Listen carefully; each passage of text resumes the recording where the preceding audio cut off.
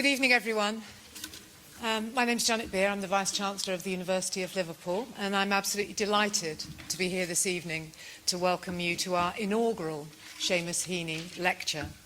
It's an incredible honour and privilege to have secured the support of the estate of Seamus Heaney to establish this annual lecture series, and we're particularly thrilled to be joined this evening by the Heaney family, Mari, Catherine, Christopher and Michael.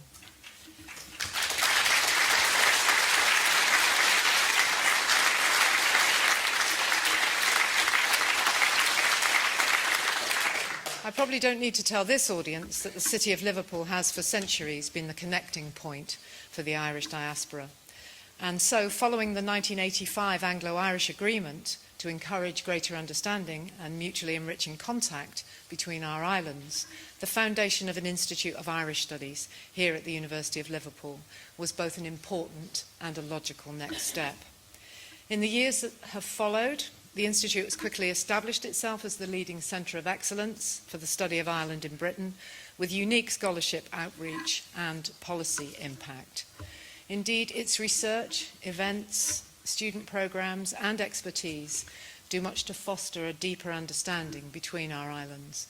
And in 2007, the Institute was internationally recognised for its important work by the Irish government through an endowed chair in Irish Studies. And more recent recognition of the Institute's work followed earlier this year when the Prince of Wales and the President of Ireland, Michael D. Higgins, visited campus to sign a joint patronage agreement. In choosing Irish Studies, our researchers and students alike are provided with a real wealth of materials to study and explore, given Ireland's fascinating history, politics, archaeology and, of course, literature.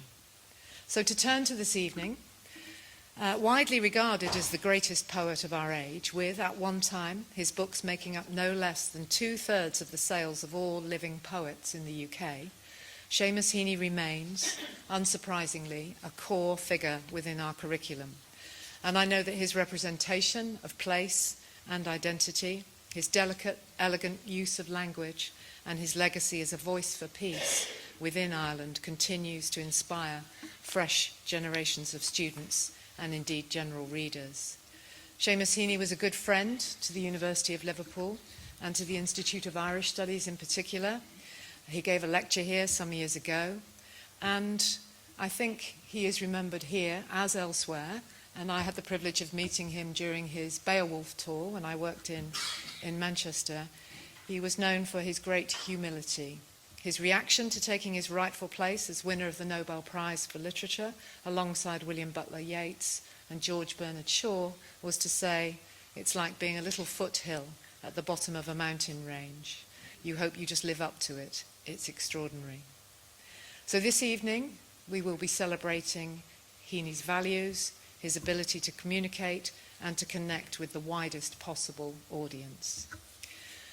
We will have the pleasure of hearing Irish actor, screenwriter and director Adrian Dunbar recite 3 of his favourite Seamus Heaney poems, and then the main event, my dear colleague, renowned Irish political scientist, Professor Louise Richardson, Vice-Chancellor of the University of Oxford and former colleague of Seamus Heaney at Harvard University. And Louise is giving the lecture, which is entitled Airs and Graces. We have much to look forward to this evening, and so thank you all again for coming, and I'm now going to hand over to my colleague, Professor Peter Sherlow. Thank you.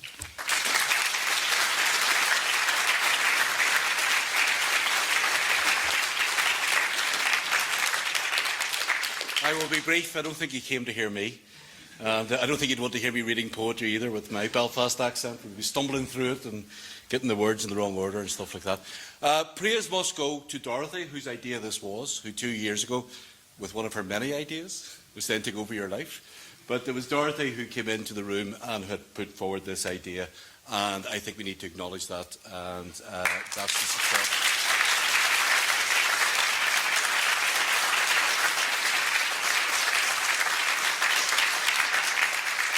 There's one thing about Irish people, whenever you clap for the Heaney family, everybody was like, "Don't look at me."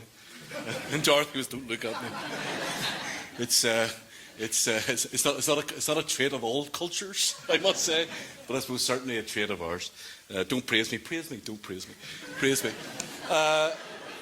One of the things, they didn't praise me. One of the things that's really important is, of course, the whole way in which this embodies the whole concept we have in the Institute of being supported and of supporting. So this event supports this community, and you support us by turning up in such significant numbers. Janet Beer came here just before I came here, and had the sense or the stupidity to appoint me. And when we came here, we had 6 staff, and by Christmas we'll have 14. So very much what Dorothy and I and Frank and all their staff within the Institute have done is really made the place much more relevant, but also generated a new generation of scholars who are coming through. Please come through quickly, I want to retire. So that's also critically important as well. And of course the support we have from the Heaney family is also critically important. So I just want to say something very quickly about Seamus Heaney. I come from an Ulster Protestant background, and one of the biggest effects in my life was the poem Docker. Because, like all of us, you were told it was the other side who were at fault. It's the other side who are driving the violence. It's them. That's the impediment to peace building. And if you know the poem on Docker, it's about the patriarchy of this shipyard worker who's abusive to his family, but he's also abusive. There's the line about the dropping the hammer on the neck of the Catholic worker. And when I read that when I was 13, it really made me start to realise that the conflict was more than what I was being told. And it was the same as Wilfred Owen, and it was the same as all of those other great writers. It's where art gave you a way to understand the world that was around you, but it gave you a way to understand the world that was around you, not in the singular, but in the much broader canopy of what life was. So that poem was particularly important. I remember that very well. The other time, I only met Seamus Heaney once. I had just come back from studying in America, and he was lifting boxes out of a car. So I saw this man lifting boxes out of a car, and he seemed to have a bad back, so I thought I would help this man. And, of course, being a 19-year-old idiot, when he turned around, he says, "Oh, you're that poet fella." And he was very gracious. But anyway, he asked me, did I type my essays? And I said, actually, I'm going back to university in a couple of months' time, but I've just come back from America, and I typed my essays. And he handed me a typewriter, which is now in my office, and which I've had for many years. It will not be on eBay, do not worry. Or the Antiques Roadshow. But it was a really kind gift. And it sits there. And the only thing is, sometime I must take the reel off and see were my prose as good as his when I wrote my third-year essay on essays in that sense. So, all of this is great and wonderful and very warm and very generous. And of course, we thank everybody who's supportive of what we're doing tonight. So the first person who's going to come up after me is Adrian Dunbar. And I think everybody in this room knows who Adrian is. Line of duty, etc. Adrian is from the fine town of Enniskillen. It says here in your notes, you were taught by the Christian Brothers. And then, and then it says you attended the Guildhall School of Music and Drama. That must have been such a cultural change. There was no beating there, I'm sure, being given a very peculiar version of Irish history. But of course, it's another example of support that Adrian would give up his time, and that he would come here tonight to read some poetry. And I really don't want to read this list. One, because we have to go at 8 o'clock, and clearly this is Adrian's a man of so many credits and capacity, and we had a nice chat about maybe doing some of the Samuel Beckett work that you've invested in and bringing it here to the Institute. So I shall sit down for a few minutes, and Adrian will kindly come up and read us some poems. And we're very appreciative of Adrian doing this for us.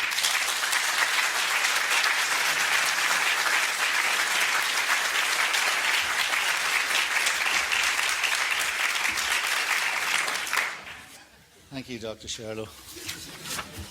And thank you very much to the Institute of Irish Studies and University of Liverpool and the Heaney family for asking me to do this tonight. It's a singular honour, I have to say.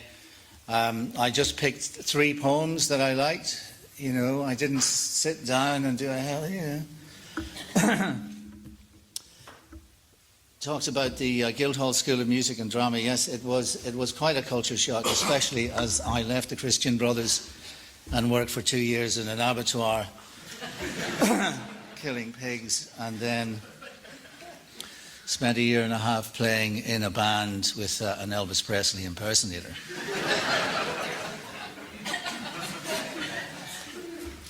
It was while I was at the Guildhall School of Music and Drama that there was a signing of the book with Death of a Naturalist. I went round and I stood in line and Seamus was signing, and I got the book and I got him to sign it to my sister. It was her birthday, and I suppose in hindsight that was a really bad idea, because she has the first copy, I don't have it.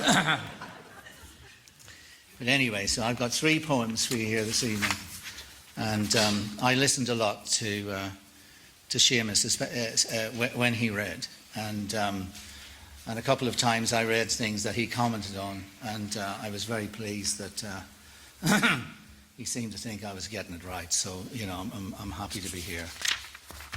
There we go. Death of a Naturalist.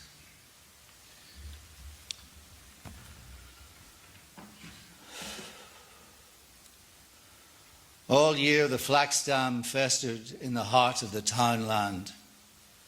Green and heavy-headed flax had rotted there, weighted down by huge sods. Dearly it sweltered in the punishing sun. Bubbles gargled delicately. Blue bottles wove a strong gauze of sound around the smell. There were dragonflies, spotted butterflies, but best of all was the warm, thick slobber of frog spawn that grew like clotted water in the shade of the banks. Here, every spring, I would fill jam potfuls of the jellied specks to range on windowsills at home, on shelves at school, and wait and watch until the fattening dots burst into nimble, swimming tadpoles. Miss Walls would tell us how the daddy frog was called a bullfrog, and how he croaked, and how the mammy frog laid hundreds of little eggs, and this was frog spawn. You could tell the weather by frogs too, for they were yellow in the sun and brown in rain. Then one hot day, when fields were rank with cow dung in the grass, the angry frogs invaded the flax dam.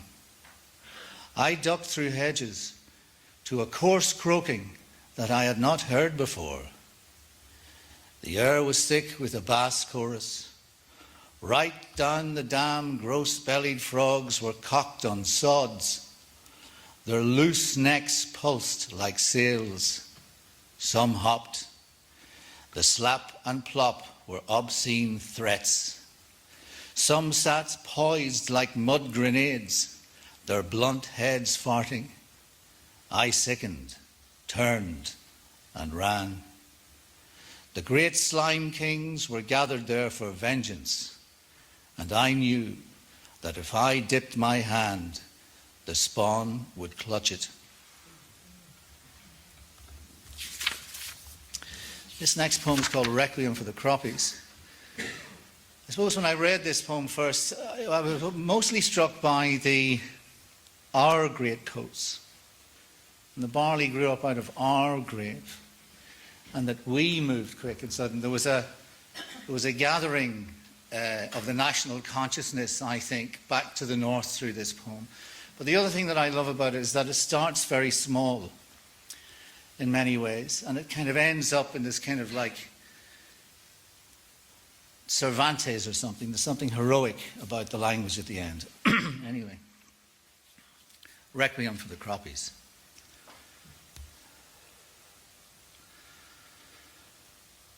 The pockets of our greatcoats full of barley, no kitchens on the run, no striking camp. We moved quick and sudden in our own country. The priest lay behind ditches with the tramp. A people hardly marching, on the hike. We found new tactics happening each day. We'd cut through reins and rider with the pike and stampede cattle into infantry, then retreat through hedges where cavalry must be thrown. Until, on Vinegar Hill, the final conclave, terraced thousands died, shaking scythes at cannon. The hillside blushed, soaked in our broken wave. They buried us without shroud or coffin. And in August, the barley grew up out of our grave. And the last poem,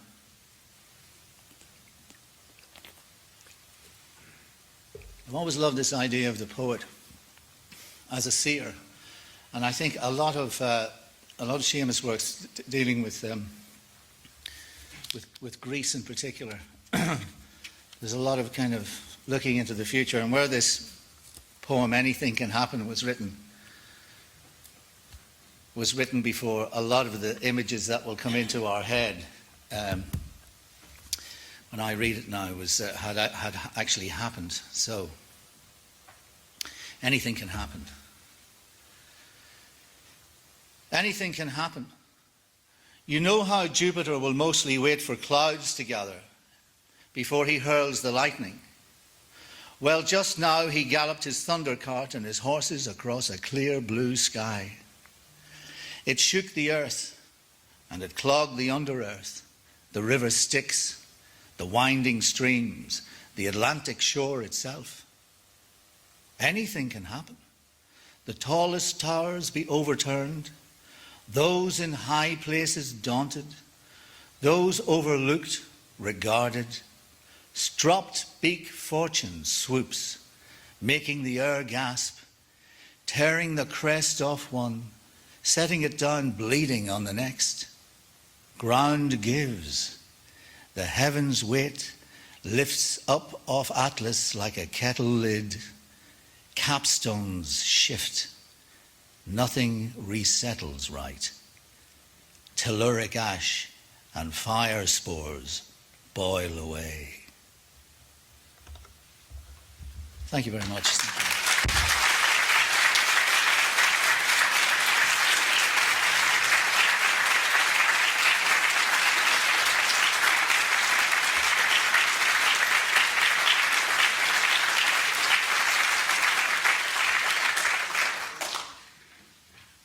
Breathtaking. I was just transported back to the classroom when you were first introduced to poetry, and just that sense of the curiosity that it stimulated in your mind, etc. Not for everybody in the classroom, of course. There were those who didn't like literature, who wanted to do the sciences and stuff like that. But it did capture, and then it made you form new friendship groups, the people who liked certain types of music, or who liked culture, who liked art, and those who didn't. And so all of this stuff's important, and not just in changing your view of the world, but how you form friendships and how you form interests at that age. Anyway, I'll stop talking about myself. That's why we're here. And very kindly, the first speaker for our lecture, inaugural lecture, is Professor Louise Richardson, who's the Vice-Chancellor of the University of Oxford, previously Principal Vice-Chancellor of the University of St Andrews from Ireland, a graduate of Trinity, where she studied history, and a PhD from Harvard, where 25 years was spent at the faculty of the Harvard Government Department. Also, latterly, an Executive Dean of Radcliffe Institute for Advanced Study. Louise currently sits on the board of the Carnegie Corporation of New York, the Booker Prize Foundation, and numerous other charities. A political scientist by training, Professor Richardson is recognised internationally as an expert on terrorism and counter-terrorism. Being from Belfast, I always wonder what an expert on terrorism means. But of course, this is the scholarly contribution. And what's critically important, of course, is this massive body of work which talks about how we transform political violence, terrorism into democracy, including the books Democracy and Counter-Terrorism, Lesson from the Past, What Terrorists Want, Understanding the Enemy, Containing the Threat, and the Roots of Terrorism. So, without further ado, Louise, you're very welcome.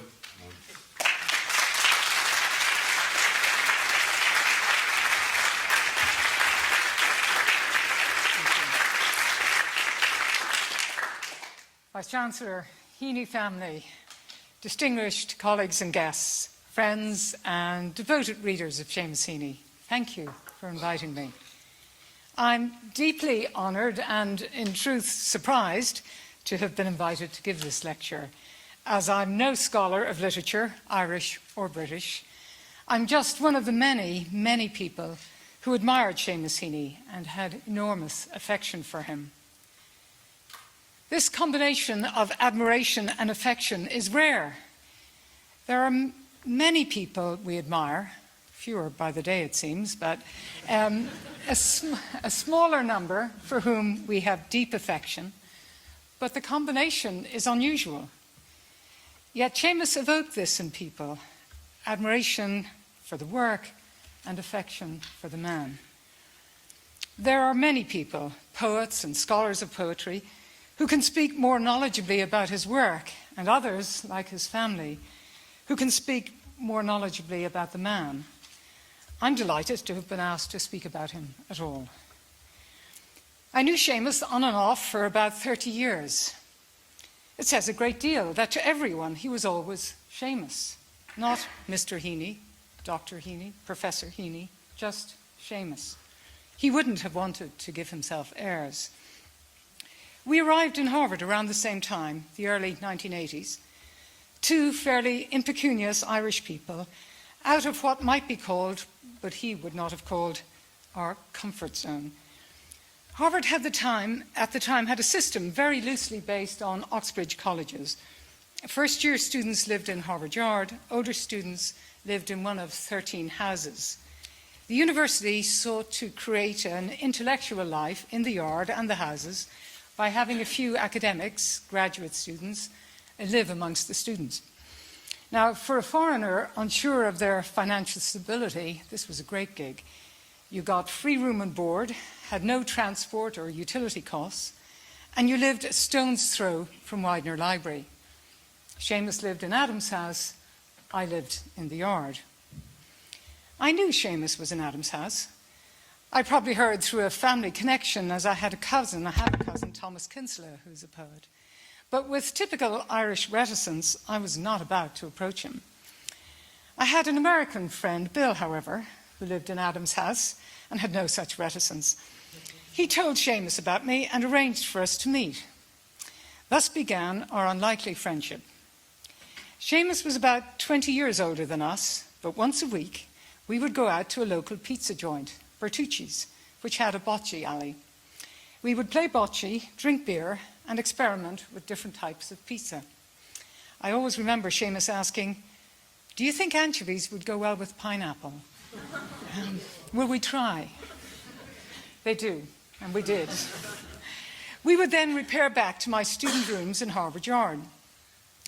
By way of a couch in the living room, I had a single bed with cushions at the back and no frame.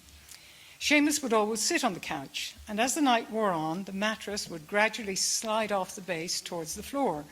But we would all keep talking about Harvard, about America, about Ireland, and about books.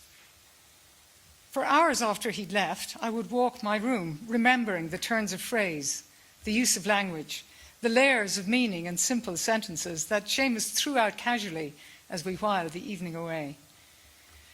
Brilliant, friendly conversation can be nourishing in the same way as poetry. It can, I think, be the rain that makes your own thoughts grow and change and ripen. Talking with Seamus was a joy that long outlasted those playful bocce evenings. It was inspiring. And in talking about Seamus this evening, I would especially like to reflect on the ways in which his life and his work continue to offer inspiration. Seamus would spend the spring semester at Harvard every year, and he would count the days until the spring break when he could return to Mary and the kids. It was an uncomfortable and lonely existence. One year the family came and they rented a house off Kirkland Street, and he seemed more at ease. But I never felt he was completely relaxed at Harvard. Even later, when he was most celebrated, he was always anxious to get home. He served semester-long stints as Boylston Professor of Rhetoric and Oratory until 1995, when, thanks to the Nobel Prize, he didn't need to do it anymore. He became instead the Ralph Waldo Emerson Poet in Residence, meaning he stayed for only a week or so. He took the post, he told me, to keep other universities at bay. In the course of his time at Harvard, Seamus went from being a little-known poet in the 80s to a major celebrity in the 90s. His later lectures were mobbed with what were known as Heaney bobbers, and he was besieged with requests for talks, openings, endorsements, and Irish events of all kinds. The Irish of Boston were delighted that one of their own had finally conquered the Anglo bastion of Harvard. He had an acute sense of personal obligation to both people and institutions and agonized about many of these requests. He talked to me about some of them. What to do when a prominent Irish American asked his endorsement of a very bad book, or when the Houghton Library wanted to buy his papers. He felt the papers belonged in Ireland, but was also considered himself under an obligation to Harvard because of the university's generous hospitality over the years. As he became more famous, I slipped into the background, never presuming on a relationship with him. But if he ever caught a glimpse of me at the back of a lecture theatre, he'd welcome me as an old friend. I carry so many memories of individual sentences as if he said them this morning. Seamus came to my rooms in Harvard Yard to celebrate my MA in June 1984. He looked at the spread on the table and said with a smile, "Cucumber sandwiches, no less." An innocent enough comment, but clearly conveying in the gentlest way that it was far from cucumber sandwiches in Harvard Yard that he and I were both reared. As the years went on, the graduate student gang dissipated, and he embraced my husband and visited us in our home, where we had a real catch. He understood that having married a doctor, in my parents' eyes, I had reached the pinnacle of success. On one occasion, in 1994, he arrived and said, "Expecting company, I see." To which I replied, "Yes, Bill and Andy and Beth, the old graduate student gang, are on their way." He smiled and was, as ever, too polite to point out my stupidity, but he was alluding to the fact that he had noticed I was pregnant. That pregnancy turned out to be a very difficult one, as I had cancer at the time. As I was going into hospital, he sent me a beautiful block print of the poet's chair, with an even more beautiful inscription about being here for good in every sense.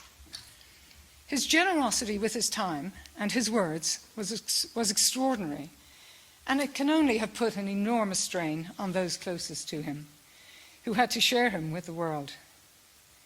In thinking about this lecture, I pulled down from my shelves some of his books of poetry, only to find that several were gifts from him with beautiful inscriptions.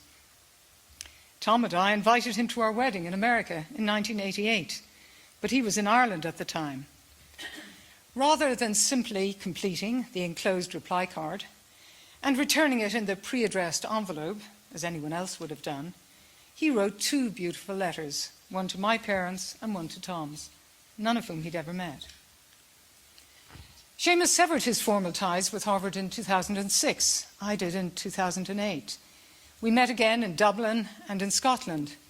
At his home in Sandymount, the same house that he had bought on his lecturer's salary in 1976, you caught a glimpse of the weight on this conscientious, courteous man as the postman delivered mountains of requests, to each of which he felt compelled to respond. He repaired to a cottage in Wicklow to write. While Seamus had a longer association with Harvard than any other university, he was not of Harvard, and I don't think he ever felt entirely comfortable there. While he had many friends there and everywhere, his connection always struck me as entirely pragmatic. He needed the income to sustain himself and his family, but he needed to be at home in Ireland to compose poetry. In his entire time at Harvard, he wrote only 2 poems, both in response to specific requests from the university and quite early in his tenure. One, Villanelle for an Anniversary, was composed for the university's 350th anniversary celebrations in 1986. The 19-line Villanelle, with its unmistakable evocation of a bell ringing, has 2 repeated lines. A spirit moved, John Harvard walked the yard, and the books stood open and the gates unbarred. The latter has always been for me the essence of a university, with books and gates open to all comers. The other Harvard poem was Alphabets, composed for the Phi Beta Kappa literary exercises in 1984. He explained that traditionally the Phi Beta Kappa poem is about learning, so his was about making the first letters at primary school. There he draws a smoke with chalk the whole first week, then draws the forked stick they call a Y. This is writing. The poem is, of course, about much more than learning to write. It is about recognizing the visible world in the shape of language, and about, as Helen Wendler put it, widening the gaze. The scholar encounters first English, then Latin, Old Irish, and finally Greek, with different shaped letters, lambdas, deltas, and omegas, which resonate with the familiar childhood shapes of corn sheaves, potato pits, and horseshoes. Wendler sees this as implying that when many languages are known, the heart's sympathy may widen, even to include the whole world, a world seen from the astronaut's window as a familiar vowel, the risen, aqueous, singular, lucent O. This is surely true, but alphabets also implies that language is something we can find everywhere, anywhere. It is like a forked stick, something we already have in our hand, even before we are educated to point it as a tool, as a divining rod, or a letter of the alphabet. The poem reinforces, as all Heaney's poems do, that poetic language belongs to everyone. It is not a narrow matter of erudition, but a broad one of recognition, of seeing things. The stick, which is also writing, is a means of reaching out into the world.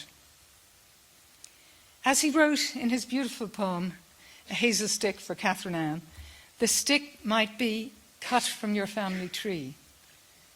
And the evening I trimmed it for you, you saw your first glowworm. All of us stood around in silence, even you, gigantic enough to darken the sky for a glowworm. And when I picked open the grass, a tiny, brightening den lit the eye in the blunt cut end of your stick. This to me is the illumination of poetry, the writing a simple act with a commonplace object that yet reveals something extraordinary.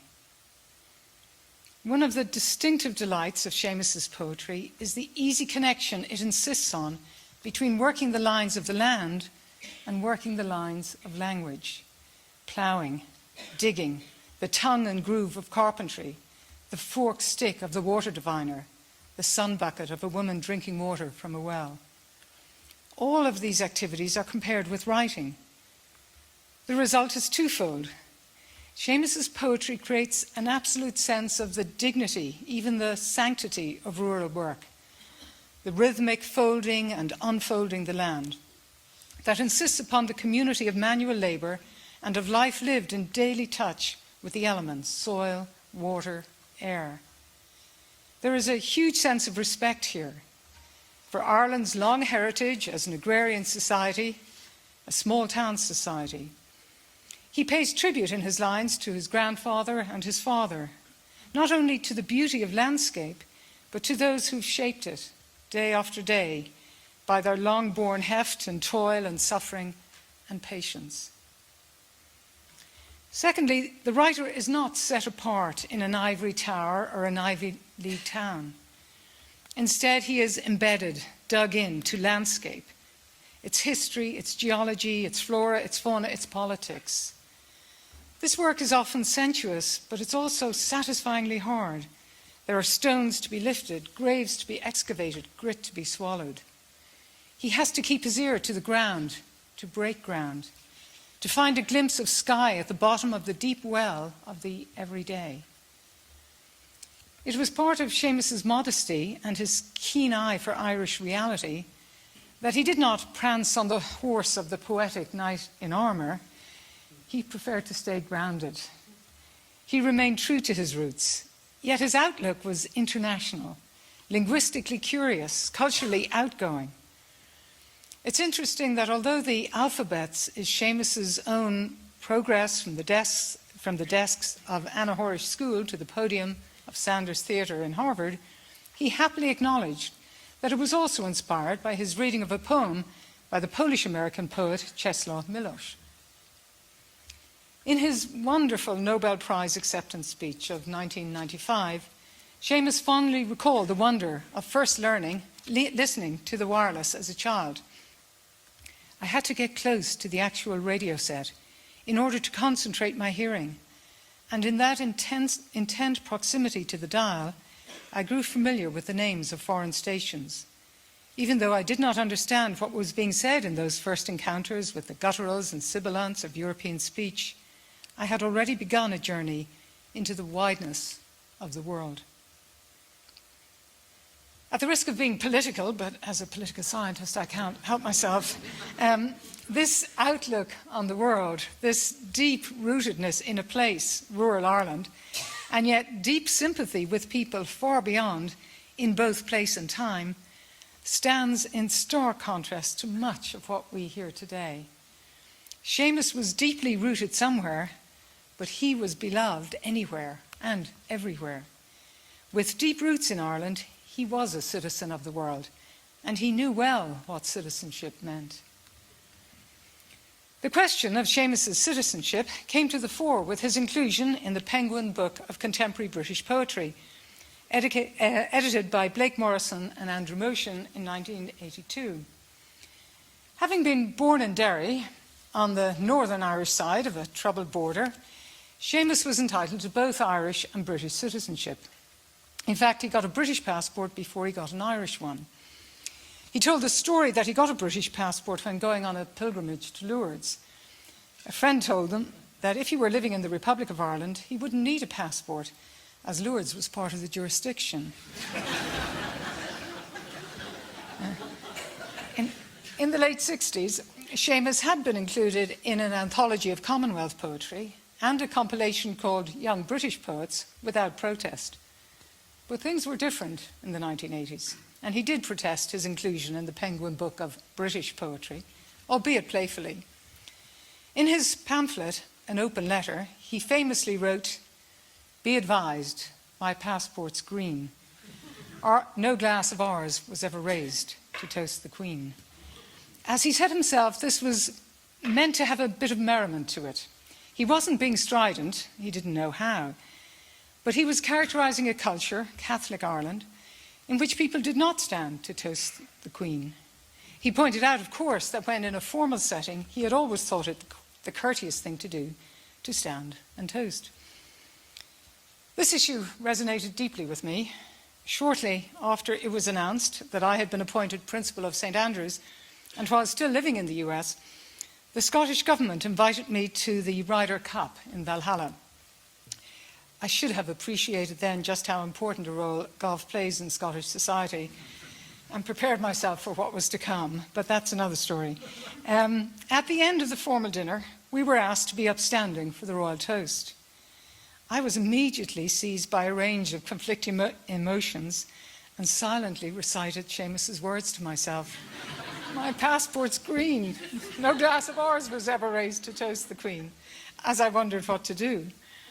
Courtesy took over, and I conformed while asking myself if I was betraying my culture, my country, my ancestors. Had I done a terrible thing by accepting this job in Scotland? My crisis, while acute, was momentary, as the royal toast was immediately followed by the toast to the President. Not the President of the golf club, as I'd assumed, but the President of the United States, George Bush. This time I really gulped. And decided that toasting the Queen wasn't so bad after all. In 1989, Seamus was elected Professor of Poetry in Oxford. Reflecting in his last Oxford lecture on An Open Letter and its statement about his passport being green, Seamus said he preferred to envisage the poem conferring dual citizenship. I wrote about the colour of the passport not in order to expunge the British connection in Britain's Ireland, but to maintain the right to diversity within the border, to be understood as having full freedom to the enjoyment of an Irish name and identity within that northern jurisdiction. There is nothing extraordinary about the challenge to be in two minds. If, for example, there was something exacerbating, there was still nothing deleterious in my sense of Irishness in the fact that I grew up in the minority in Northern Ireland and was educated within the dominant British culture. My identity was emphasised rather than eroded by being maintained in such circumstances. One can only imagine what he might have made of the saga of the French-manufactured new blue British post-Brexit passports. His words about dual citizenship and embracing the challenge to be in two minds have particular force today. In a world where borders and political factions are hardening, and where petty nationalism spreads fear that cultural identity may be eroded by newcomers, we need poets to remind us that being doubtful, double, Derry and Dublin can be a source of enormous cultural strength and imaginative vitality. The state that allows one to be in two minds, to have more than one tradition and identity, and to entertain the value of more than one opinion, is not politically weak. It is vibrant, inclusive, diverse. It can think laterally and bilaterally. It is not anxiously introspective and isolationist, but playfully outgoing and polyphonic. Seamus's work communicates the strength of an open hand and an open mind. My daughter Kira is far too cynical for someone her age, and like so many millennials, expects nothing from the political establishment and political life. But on the 26th of May last year, the day after the Irish referendum, I received a WhatsApp message from her from a bar in Copenhagen that read simply, "History says, don't hope on this side of the grave. But then, once in a lifetime, the longed-for tidal wave of justice can rise up, and hope and history rhyme. You'll recognize, as I did, the Cure of Troy."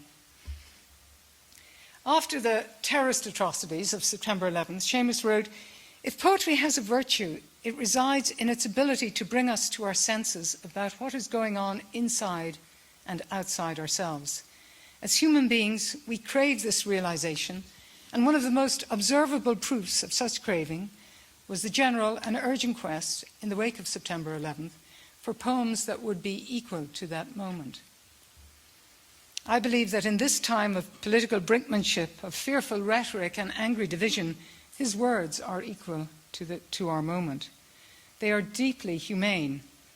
His poems are, in fact, indispensable.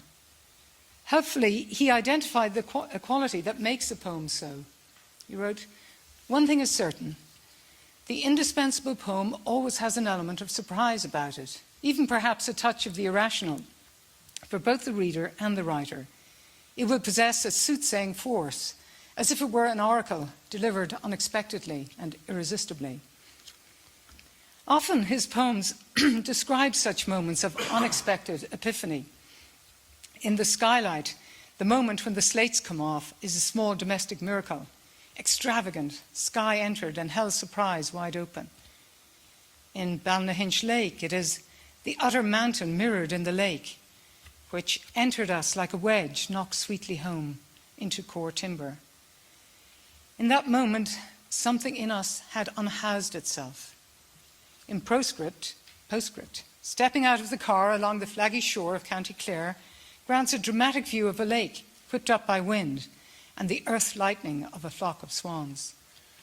That seemingly random decision while on a journey to make time to stop moving, to step out and expose oneself to the buffeting of the wind and the play of light, produces an emotional revelation. You are neither here nor there, a hurry through which known and strange things passed, as big soft buffetings come at the car sideways and catch the heart off guard and blow it open. I find it significant that in all these poems, opening up is associated with gifts of self-renewal.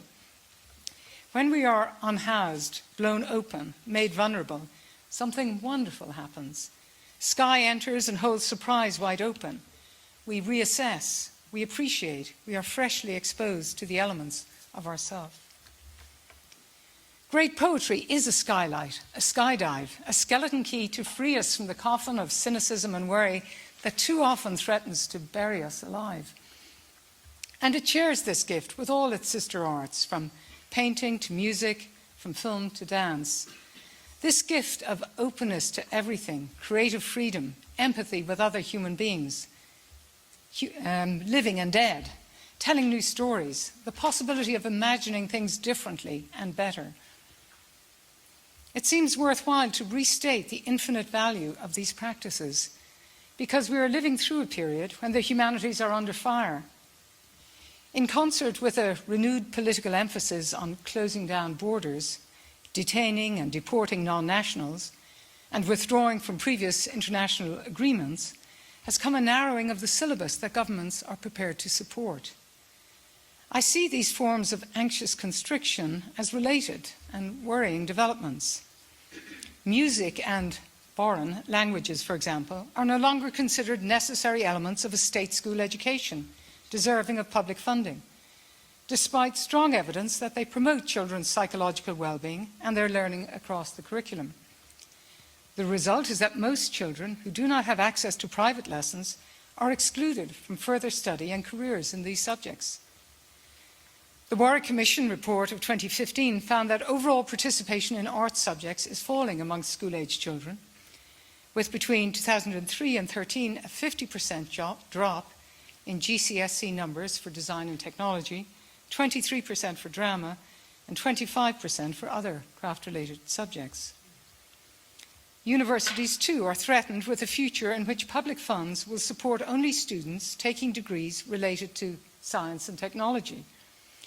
There is talk, much of it from MPs themselves privileged to be raised on a rich diet of arts and social sciences, of arts degrees being worth less than the high costs of university tuition are when the high costs of university tuition are computed against the graduate salary students can, on average, expect to earn. The implication of this grimly utilitarian rhetoric is that arts are luxuries. They are dalliances for the children of the rich, extras, as dance lessons once were in the curriculum of Victorian young ladies. As a society, we cannot afford them. The needs of the individual and the community are better served by learning that leads more directly to a quick buck. Seamus would strongly have repudiated this view. In fact, books do make bucks in Britain. The creative economy is estimated to contribute a net value of over £100 billion to Britain's GDP.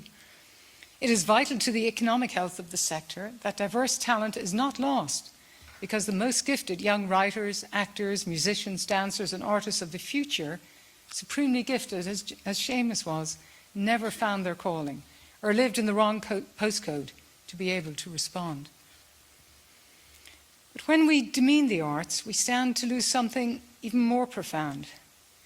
The humanities may have been reconceived as a business, but it remains their true business to make us reconceive our humanity. As Seamus so eloquently argued, poetry and the arts fortify your inner life. Listening together and knowing things together is what a culture is. He also said, the poet is on the side of undeceiving the world.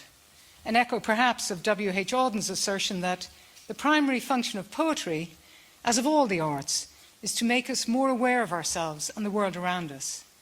I am quite certain it makes us more difficult to deceive. So I say, yes, we need STEM subjects, but to follow the organic metaphor through, we also need flower subjects. Film and fashion design and fine arts, law, languages and literature, oratory and opera, world history, ethics and epistemology, and religion. We need to stay open to cross-pollination, to bloom as a society that is more than its economy, as a nation that is more than one nation. Poetry is part of how we stay open, how we recognize our shared vulnerability as a strength, how we admit the world. Seamus's poetry has, in this regard, as he did, an irresistible charm. On his tombstone in Balahi, he has written a line from one of his poems: "Walk on air against your better judgment." It's a line that brings a smile and a tear. How often in recent times have we needed the admonition to try to be light, to find light, when facing heavy realities? Yet we must do our best to let his words breathe joy and curiosity into us, inspiring us with a lighter heart and a determination to look outward, to stay open to the euphoria of living and breathing, despite our anxieties and misgivings. One of Seamus's many obituaries in the Belfast Telegraph reported locals saying approvingly that he talked like a farmer's son. He was down to earth. He had no airs and graces. I would have to agree with the first assertion. He was of the earth, earthy, his voice warm and unaffected. He had no airs, but grace he had and lyrical abundance. I met Seamus again in Scotland when he came to the Poetry Festival Stanza in March 2010. He had cut down on engagements by then, but was still receiving invitations from all over the world. He explained that he had not gone to Venice because you are there to decorate the programme, a celebrity, but had come to Fife because of connectedness to the place and to the many poets there he counted among his friends. He came back to St Andrews again in June 2013 to give a reading of some of his poems, which are translated from and inspired by medieval literature. The reading was part of a conference called The Middle Ages in the Modern World, convened to celebrate the 600th anniversary of the university. It took place on the same day as a graduation, when he sat in the audience and cheered on Mary McAleese, the Irish president, as she was awarded an honorary degree. He gave his talk in a modern, very unmedieval lecture theatre and was introduced by the organiser, Chris Jones. Chris had been very keen to get Seamus to the conference and tried to get me to use my friendship with Seamus to encourage him to accept, which I was very loath to do. Seamus told this story in his introduction of Seamus. As we drove back to my house after the lecture, the fact that we drove rather than walked along the seafront itself an indication that he had slowed down, Seamus said how glad he was that Chris had told the story. He had thought about doing it himself, but didn't want to give himself airs. I remember laughing out loud and telling him he was the only person on the planet who could possibly imagine that acknowledging the friendship between us raised his status more than it did mine. But he was like that, deeply Irish in his reluctance to seem self-important, though the world was happy to lay laurels at his feet, knowing that he had earned them. He and Mary stayed with us a couple of days, and when they left, he gave us an inscribed, illustrated print of A Drink of Water. It ends with the lines, "Where I have dipped again, to be faithful to the admonishment on her cup, remember the giver fading off the lip." He gave us all so much. His death, 2 months later, to quote the devastating line from Postscript, caught the heart off guard. It was too soon. We should have been celebrating his 80th birthday this year. It would always have been too soon to lose his genius, his gentle heart, his generous spirit. But he has left us words on the cup, a taste of well water, a gift, a benediction. I thank him from the depths of my heart. I am grateful to all of you for sharing this evening with me and for offering me the opportunity to remember Seamus as we celebrate the inauguration of what I'm sure will be a long, inspired and sustaining series of Seamus Heaney Lectures. Thank you.